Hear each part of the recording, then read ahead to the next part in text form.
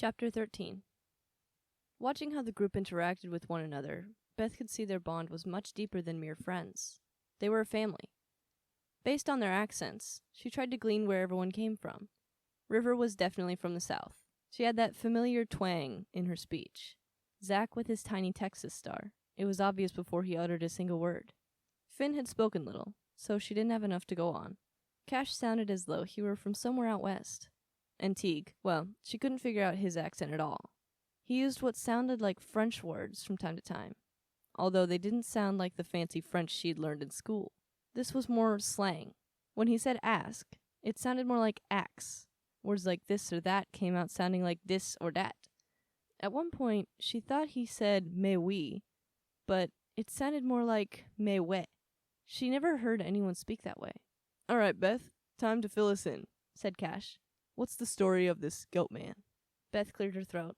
Well, the story goes that sometime back in the 1930s, there lived a black man named Oscar Washburn. He and his family had a goat farm north of the bridge. Oscar was well respected in the area as an honest, hardworking businessman. Most of the people in town really liked him. The flask made its way to her. She sniffed the contents and flinched.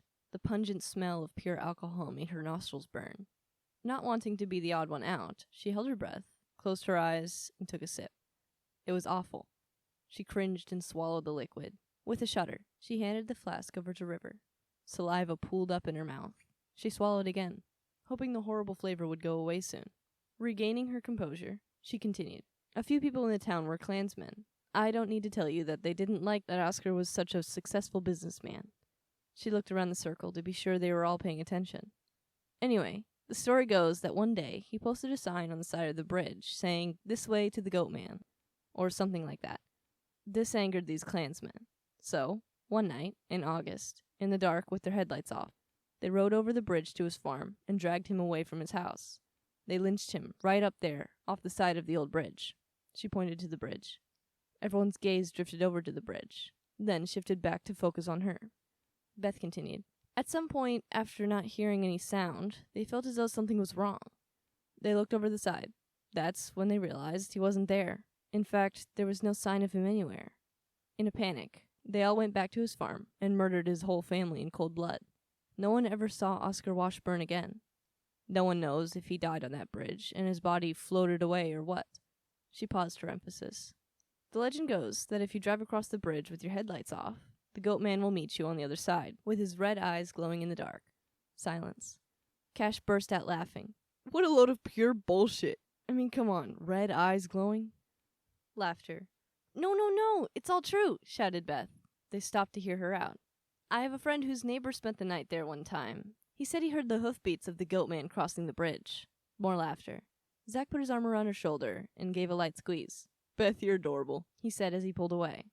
River leaned against her and gave her a little hug. I adore you, little girl. You are way too cute. Offended, Beth struggled to mask her feelings. Her friends teased her all the time. She was used to that. It hardly bothered her anymore. However, being laughed at by this group made her feel awkward, defensive. From across the fire, Teague said, Well, I was hoping for something a little more supernatural. I mean, that was okay, I suppose. He let his voice trail off as he smirked with Finn. Don't listen to him, Beth. I liked your story, said River. Teague's just a snob when it comes to ghost stories. He can't help it. It's because of where he grew up. Eager to change the subject, and happy to learn where he was from, Beth turned to Teague. Oh yeah? Where's that? The petulant tone of her voice made her cringe. She didn't mean to sound that way. Teague seemed not to notice. Southern Louisiana, he answered. So that's what that accent was, she thought. She was happy that he was talking to her instead of laughing at her. For the first time since she met him, she didn't get the vibe that he was mocking her.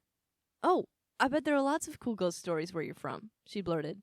We went to New Orleans once on vacation, but I was young. I don't remember too much. Just this old cemetery with all the crypts above the ground. Where the hell is the flask? Demanded Cash. Hold up, I got it right here, replied Zach. He took a big gulp, then handed the bottle back to Beth, who held her breath and took another sip. It wasn't so bad the second time. River took the flask from her. So, Beth, tell us about yourself. What's an adorable thing like you doing in a town like this? Beth didn't know what to say. There was no way to make her life sound interesting. They were all looking at her, waiting. Well, there isn't much to say. She sighed. I was born here, lived in the same town, in the same house, all my life. Same schools, same friends, same bedroom. Kinda boring, huh? She glanced over at River, then Zach. She didn't want to look at the others. She could only imagine how dull that sounded to them. River smiled. Actually, it sounds lovely. I didn't see much of your friends. What's your family like? River's engagement gave her the courage to go into greater detail. My friends are okay. Eli and I have been friends for as long as I can remember. He was in the back seat of the car you saw drive past. Recalling the scene at the square with her friends in the car made her cringe. My mom and dad are pretty normal, I guess. She shrugged. Dad works for a cabinet-making company, and my mom is a nurse. I have a brother. He's older than I am. I don't see him much anymore. He's a jerk. He wasn't always that way. It just sort of happened out of the blue. One day we laughed about games and how normal our parents were. The next, he was a total dick who yelled and punched things. He moved out about a year ago. The flask was in front of her again. This time, she didn't hesitate. She took a large drink and continued. Aside from Texas, that one trip to New Orleans, and some areas in Oklahoma, we never traveled much. I really want to travel. Someday, I hope to see all the places I've read about and seen pictures of. She stopped talking and looked around at everyone. They were all a couple years older than her. She guessed they had all been out on their own for at least a few years. They used the word tribe to describe themselves, and after spending time with them, she agreed. They were a very close-knit tribe. Beth envied their friendship. Sure, she liked her friends, but she would never really consider any of them to be as close as these people were. She wondered what it would be like to be one of them.